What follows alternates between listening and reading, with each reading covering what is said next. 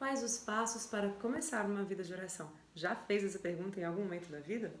Pois é, eu sou Camila Laje e esta é a pauta do primeiro de uma série de vídeos trazendo o ensinamento dos santos, começando com o livro da vida de Santa Teresa d'Ávila. Teresa d'Ávila é mestra da oração, como disse no vídeo anterior, considerada reconhecida doutora da igreja, primeira mulher reconhecida doutora da igreja, ela quem vai começar a guiar o nosso caminho nos passos para alcançar uma vida de oração mais verdadeira, mais aprofundada, mais íntima com Deus. E Teresa d'Ávila começa o seu livro falando de algo fundamental, né? Ela começa falando justamente do cuidado que a mãe dela tinha em fazê-los rezar e ser devotos de Nossa Senhora. Olha que bonito isso. É algo que, se ela começa falando o livro disso, é porque é a primeira coisa que veio à mente dela sobre a vida de oração. A minha mãe um dia me ensinou. A minha mãe, desde cedo, nos colocava a ser devotos de Nossa Senhora e nos colocava a rezar. Né? Isso, por aí ela já nos dá um grande ensinamento, em especial para as famílias, os pais, para nós que temos filhos, a importância de iniciar uma vida de oração nos nossos filhos desde muito cedo. Às vezes a gente pensa, mas é muito jovem, não vai entender, né? Mas o simples fato de você estar ali em oração, às vezes você está rezando a oração do terço, por exemplo, o simples fato da sua filha lá com 1 ano e pouco dizer amém no final da oração, ela já está ali entendendo o sentido daquilo. O simples fato dela ter o terço dela, o simples fato dela ver uma imagem e ver a gente ali diante daquela imagem como forma de nos aproximar, nos facilitar, ter esse contato com o sobrenatural, a criança já vai entendendo que aquilo ali é algo que faz parte do dia a dia daquela família. Então isso é muito importante. Ela já começa com essa lembrança e não só para os filhos, né, para a educação que os pais têm que dar aos filhos, mas para cada um de nós, né, para você que não tem filho, para cada um de nós. Como que a gente está trilhando a nossa vida de oração? Como que está sendo a nossa oração? Né? Estamos tendo uma vida de oração verdadeira, íntima com Deus? Então ela começa com essa reflexão dessa importância, né, de saber que alguém ensinou. E aí a gente pode aprofundar nisso daqui uma série de questões também, né? Não só para os filhos, mas você que está aí no trabalho, você que tem família, amigos. Quando a gente encontra e está em tantos ambientes, será o que a gente está levando, o que a gente está deixando para essas pessoas? Então, Teresa já nos permite fazer uma série de reflexões quando ela fala sobre isso, porque ela já nos chama para isso. Né? A primeira coisa que ela lembra, né, do cuidado que a sua mãe tinha. E qual o cuidado que a gente está tendo com cada uma das pessoas que a gente convive? Será que a gente está tendo esse cuidado, esse zelo de pensar que, antes de tudo, antes da gente, por mais que a gente esteja na caminhada, por mais que a gente queira avançar na vida de oração, e esse é um caminho, uma estrada, digamos assim, são degraus que vão chegar ao céu e a gente vai continuar sempre nesse caminho. Né? Não há uma receita para a gente dizer agora estamos no topo, agora estamos bem com Deus. Não, é uma caminhada dia a dia, afinal de contas nós somos pecadores, a nossa natureza é humana de pecadores, então essa luta é um combate, né? Essa luta é contínua. Então a Teresa já nos faz essa reflexão para a gente pensar o que a gente está deixando, o que o outro quando convive comigo, encontra comigo e vai, o que ele leva? Será que ele leva isso que a Teresa disse? Né? Nossa, que cuidado minha mãe teve em me ensinar a ser devota de Nossa Senhora, em me mostrar uma vida de oração, me colocar para rezar.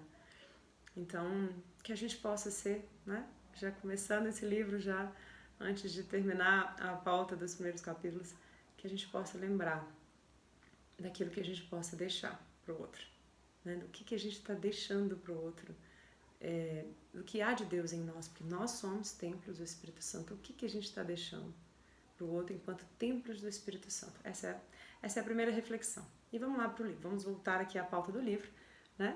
Teresa, ela nos dá, de certa forma, ela nos dá 3 dicas, podemos dizer assim, sobre começar uma vida de oração, sobre os primeiros passos.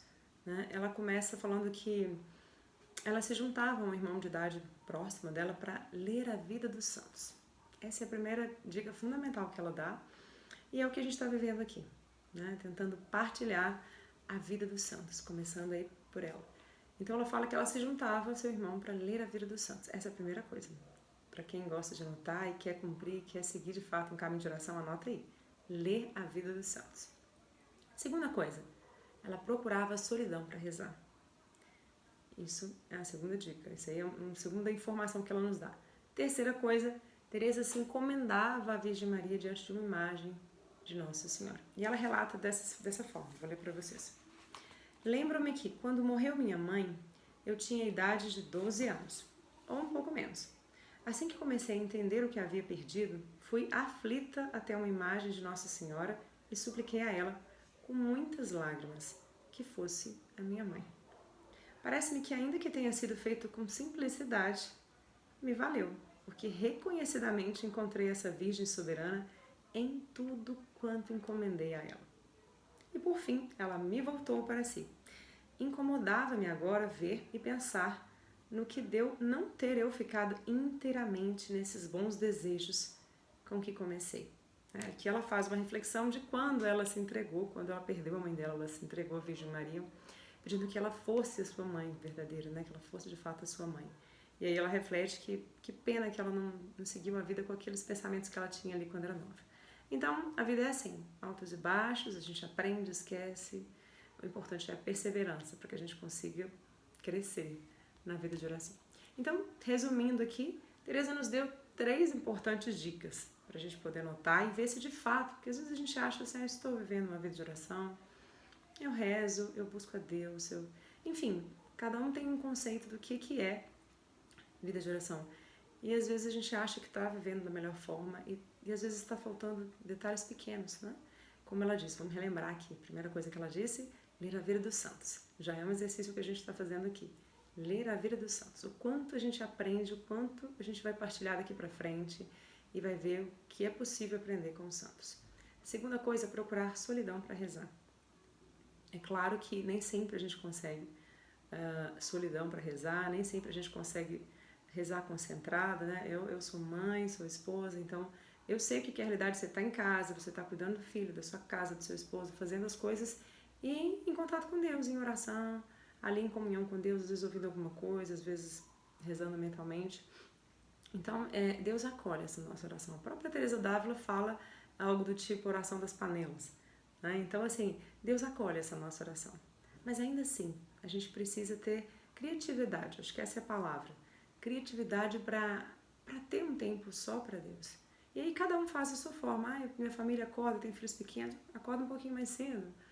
Vai lá conversar com Deus. E aí cada um sabe o tempo que tem, a possibilidade que é possível naquele momento, naquela fase da sua vida.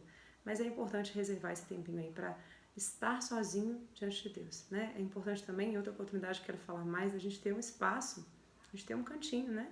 Um oratório, por mais simples que ele seja, para ter uma imagem ali, referência de Maria, nós que somos cristãos devotos, né? Nossa primeira intercessora, né? Os anjos, a imagem de Jesus, claro, e enfim, a palavra de Deus. Então a gente precisa ter esse lugar que nos ajude a entrar em clima de oração, né? E escolher esse horário em que a casa está mais silenciosa, em que a gente pode ter esse encontro com Deus, né? E não só em casa, quem pode ter a oportunidade de ir ao Santíssimo é ainda melhor, é o melhor lugar, eu diria.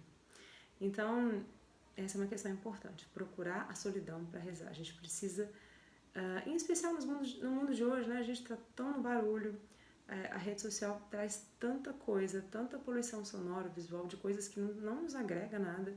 Infelizmente, a gente tem dificuldade de fazer esse filtro. As informações vão chegando, a gente vai consumindo como se a gente não tivesse opção. E não é bem assim, né? A gente pode escolher. Então a gente precisa ter uma vida, um propósito de vida de oração mais centrado, que a gente possa cumprir, né? Ler a vida dos santos, buscar a informação dos santos, procurar a solidão para rezar. E a terceira coisa que ela diz que é se encomendar à Virgem Maria diante de uma imagem, como eu estava dizendo, né? Diante de uma imagem de Nossa Senhora. Então, Nossa Senhora é a nossa primeira intercessora, né? Ela foi aquela que, como diz a música, a primeira que comungou Jesus. Então, ela é a nossa grande intercessora. Então é isso, essas são as 3 primeiras dicas que Teresa d'Ávila nos deixa, de forma simples, parece algo simples, mas é algo de grande profundidade para a gente começar a refletir a nossa vida de oração. Estou de fato buscando o silêncio, estou buscando me recolher em locais que me permitem esse contato com Deus? Ou eu acho que o simples fato de eu estar falando algo com Deus, essa oração está saindo de dentro? Nem sempre. Então a gente precisa ao máximo dessa interiorização, desse olhar para dentro, desse silêncio, para a gente poder buscar essa intimidade, né? E ler a vida dos santos muito ajuda. Então tá tudo muito conectado, né? Procurar o silêncio, se encomendar à Virgem Maria, então tá aí diante de algum lugar onde a referência dela está presente, onde o Santíssimo Sacramento está presente, e é isso, né? É isso que faz a gente começar. Essas são as 3 primeiras dicas, né? Que de certo modo Teresa, ao falar da vida dela, nos deixa esse ensinamento para que a gente possa buscar. Então vamos aí refletir, né? Essas 3 dicas até o próximo vídeo. E voltando lá no assunto inicial, vamos pensar melhor o que a gente está deixando para o nosso próximo. Seja filho, esposo, amigo, colega de trabalho, vizinho, quem quer que seja, né? O que a gente está deixando de bom? O que a gente está levando de Deus? Porque somos templo do Espírito Santo. Deus habita em nós. Independente do quanto estamos aprofundados ou não na vida de oração, Deus habita em cada um de nós. Então fica essa reflexão para hoje. O que a gente está deixando quando a gente vai embora? Será que alguém lembra? Nossa, que legal isso que aquela pessoa me ensinou. Ou mesmo que ela não reflita, mas que ela absorva aquele ensinamento e coloque em prática na vida dela, ou fique ali para refletir. Pense nisso, né? Há tantas formas da gente viver isso, é uma forma da gente levar a palavra de Deus, a gente dar continuidade àquele Jesus que um dia ressuscitou por nossa causa, aquele que um dia se entregou na cruz por nossos pecados. Então, tem muito que a gente pode fazer por ele, né? Fique esse ensinamento aí, essa reflexão e essas 3 dicas que eu espero que você tenha anotado para a gente poder refletir. E até o próximo vídeo. Tchau, tchau.